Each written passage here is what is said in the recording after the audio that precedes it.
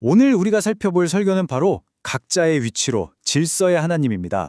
이 설교가 말하는 신성한 청사진, 그리고 그 안에서 우리의 각자의 목적을 어떻게 찾을 수 있는지 그 핵심 메시지를 한번 같이 들여다볼까 합니다. 자, 시작은 이 아름답고도 참 신비로운 문장으로 한번 해볼게요. 믿기 힘드시겠지만 이 딱 한 문장이요. 옛날에 옥스퍼드 대학 신학시험에서 만점을 받은 전설적인 답안이었다고 해요.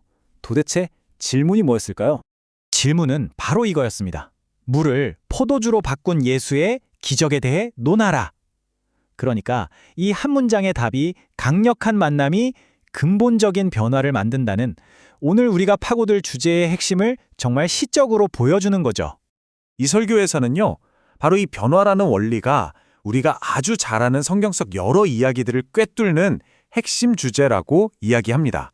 생각해보세요.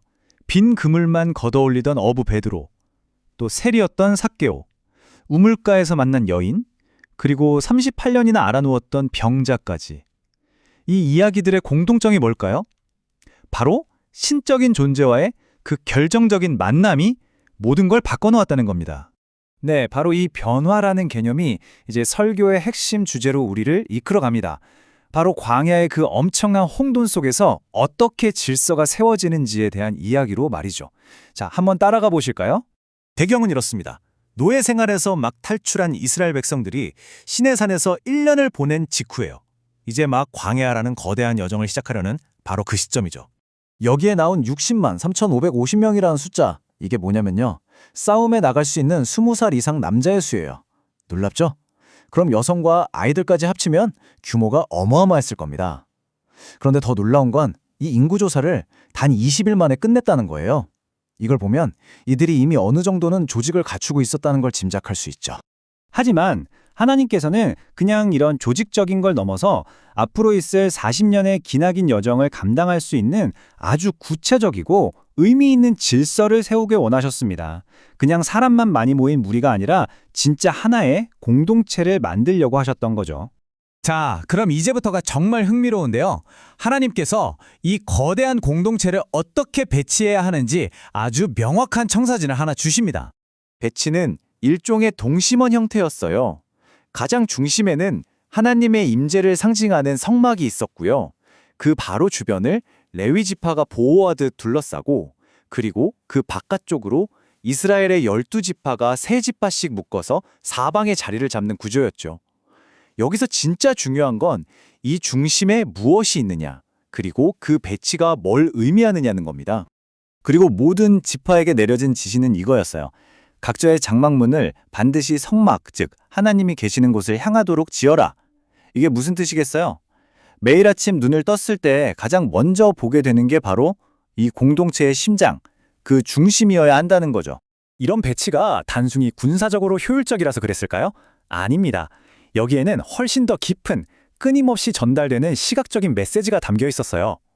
설교에서는 이 모든 구조가 백성들에게 딱 한 가지 사실을 계속해서, 정말 계속해서 상기시키기 위해 설계된 거라고 강조합니다. 바로 뭐냐면 너희의 힘, 너희의 지혜, 너희의 정체성, 그 모든 것이 바로 너희들 가운데 계시는 하나님에게서 나온다는 사실 말입니다. 실제로 모세도 그랬잖아요. 하나님의 임재가 함께하지 않는다면 이 여정을 시작할 이유조차 없다고요. 왜냐하면 그것이야말로 이스라엘이라는 공동체가 존재하는 이유 그 자체였으니까요.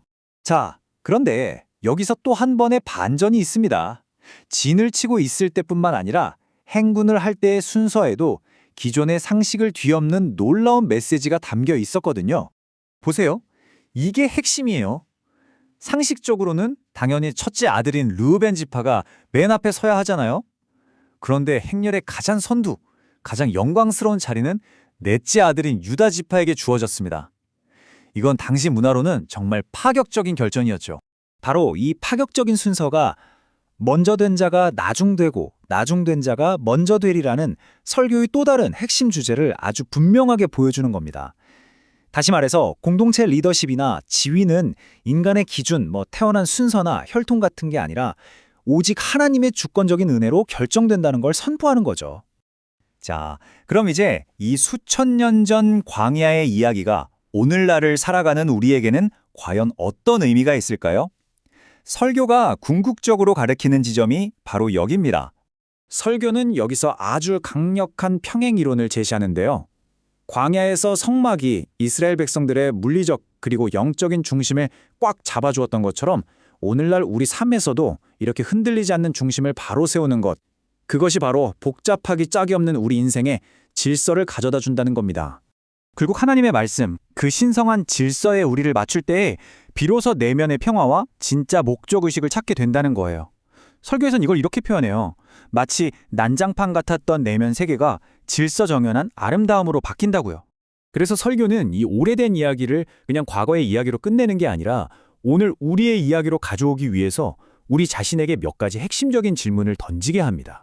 이 설교가 우리에게 남기는 마지막 질문, 어쩌면 이게 가장 중요한 질문일지도 모르겠습니다. 여러분의 삶, 그 한가운데에는 과연 무엇이 놓여 있습니까? 진짜 질서와 목적을 찾는 그 위대한 여정은 바로 내 삶의 중심이 무엇인지 점검하는 것에서부터 시작되는 거니까요.